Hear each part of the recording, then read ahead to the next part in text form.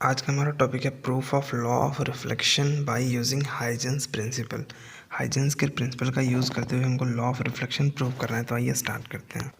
तो सबसे पहले हमने बना रखा है ये डायग्राम। आइए समझाते हैं आपको क्या है इसमें। देखिए सबसे पहले हमारे पास ये एक प्लेन सरफेस है, प्लेन मिरर है, ठीक है। यहाँ पे जो है लाइट रे इंसिडेंट हो रहा है, ठीक है। ये देख रहे होंगे आप, इंसिडेंट हो रहा है। अब देखिए आपको ये पता होगा कि इंसिडेंट लाइट रे के परपेंडिकुलर में उसका वेव फ्रंट होता है। यानी अगर ये इंसिडेंट लाइट रे है, इंसिडेंट रे है, तो इसके परपेंडिकुलर में, ये देखिए परपेंडिकुलर में, ये परपेंडिकुलर है, परपेंडिकुलर में इंसिडेंट वेव फ्रंट है, ठीक है। और अब यहाँ पे देखिए ये इंसिडेंट लाइट है और ये रिफ्लेक्टेड रे है। तो रिफ्लेक्टेड रे जो हो गया, अब रिफ्लेक्टेड रे के परपेंडिकुलर में रिफ्लेक्टेड वेव फ्रंट होगा। यहाँ पे देखो है ये रिफ्लेक्टेड वेव फ्रंट। तो हम तो अभी तक ये समझ गए कि इंसिडेंट रे के परपेंडिकुलर इंसिडेंट वेव फ्रंट और रिफ्लेक्टेड रे के परपेंडिकुलर रिफ्लेक्टेड वेव फ्रंट। अब देखिए हम इसमें क्या करते हैं। अब हम इन दोनों ही जगहों पे नॉर्मल ड्रॉ करके इंसिडेंट रे और रिफ्लेक्टेड रे को मार्क करेंगे। यहाँ पे हमने नॉर्मल ड्रॉ कर लिया, ये इंसिडेंट रे यहाँ पे। अब देखिए ये एंगल जो है वो 90 डिग्री का है, ये एंगल, ये वाला एंगल 90 डिग्री का है। अगर ये आई है, ये अगर आई है, तो ये एंगल कितना हो जाएगा, 90 minus I. I getting the point, ये 90 माइनस आई हो जाएगा।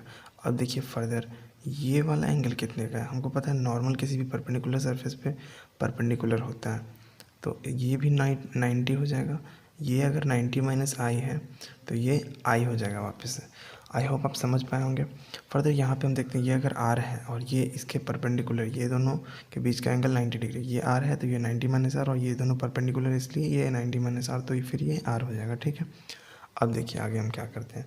अब आगे हम प्रूफ की ओर चलते हैं। तो अबव डायग्राम में हमको ये देखना है कि ट्राइंगल ए डी बी और triangle A C B, triangle A D B और ट्राइंगल ए सी बी, इन दोनों ट्राइंगल के रेफरेंस में हमको प्रूफ करना है। देखिए क्या करते हैं, सबसे पहले angle A D B equal to angle A C B, angle A D B equal to angle A C B, दोनों 90 के इक्वल है, ठीक है। Angle side A B equal to A B, दोनों में कॉमन है, A B equal to A B. अब तीसरा क्या है हमारे पास, ये देखते हैं। अब देखिए ये जो साइड ए डी है और ये जो साइड बी सी है, ये दोनों क्या है, लाइट रे किसी फिक्स टाइम इंटरवल में इतना दूरी गया होगा। सिमिलरली यहाँ पे भी लाइट रे उतने ही टाइम में इतनी दूरी गया होगा।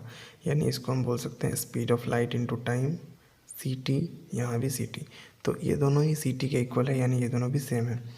देख सकते हैं आप, angle D equal to C equal to 90 degree, A B एक भी कॉमन पॉइंट है, और ए डी बी सी और सी टी ये तीनों आपस में इक्वल है, जहाँ सी स्पीड ऑफ लाइट और टी टाइम है जिस टाइम के लिए वो ट्रैवल किया है। अब आगे हम ये देख सकते हैं कि अब ये तो कॉन्ग्रुएंट हो जाएगा। So we have triangle A D B congruent to triangle B C A, and therefore we have angle D B A equal to angle C A B.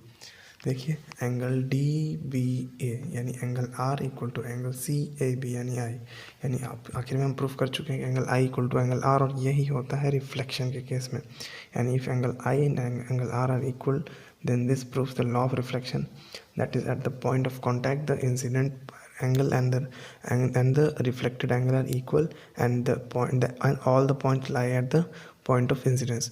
Okay, I hope you understand, and thank you very much for now.